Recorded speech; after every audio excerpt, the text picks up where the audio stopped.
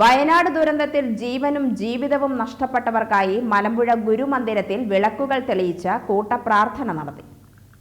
വയനാട് മുണ്ടക്കൈയിൽ ഉരുൾപൊട്ടലുണ്ടായ അപകടത്തിൽ ഉൾപ്പെട്ട നൂറുകണക്കിന് കുടുംബങ്ങൾക്കാണ് മലമ്പുഴ ഗുരുമന്ദിര സമിതിയുടെ നേതൃത്വത്തിൽ കൂട്ടപ്രാർത്ഥന നടത്തിയത്.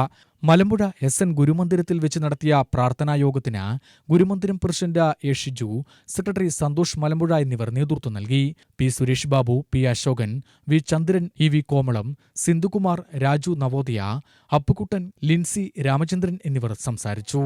ദയാപൂർണമായ ഈ അവസ്ഥയിൽ ഒരുപക്ഷെ അത് വയനാട്ടിലാണെങ്കിലും അത് നമ്മളിൽ നിന്ന് എത്രയോ ദൂരെയാണെങ്കിലും ആ മരണങ്ങൾക്ക് വേണ്ടി, ആ നഷ്ടങ്ങൾക്ക് വേണ്ടി ഈ ജീവിതകാലത്തെ മുഴുവൻ സമ്പാദ്യം മാത്രമല്ല സമ്പത്തും കുടുംബവും എല്ലാം തകർന്ന മനുഷ്യർക്ക്, ജീവൻ നഷ്ടപ്പെട്ട മനുഷ്യർക്ക് വേണ്ടി നമുക്ക് ഇത്രയെങ്കിലും ചെയ്യാൻ കഴിഞ്ഞില്ലെങ്കിൽ മറ്റുള്ളവരോടുകൂടി തന്നെയാണ് ഈ നാട്, കേരള നാട്, ഇന്ത്യ രാജ്യം മുഴുവൻ വയനാട് എന്ന് പറയുന്ന ആദിവാസികളുടെ ഒരു ഗ്രാമം തന്നെ ഇല്ലാതാകുന്ന ഒരവസ്ഥ വളരെ ദൃശ്യമാധ്യമങ്ങളിലൂടെയും ആണെങ്കിൽ എണ്ണം വർദ്ധിച്ചുകൊണ്ട് ചാലിയാർപ്പുഴയിലൂടെ പൂർണ്ണമായ മൃതശരീരങ്ങളല്ലാതെ മുറിഞ്ഞുപോയ മൃതശരീരങ്ങൾ ഉൾപ്പെടെയുള്ള കാര്യങ്ങൾ വളരെ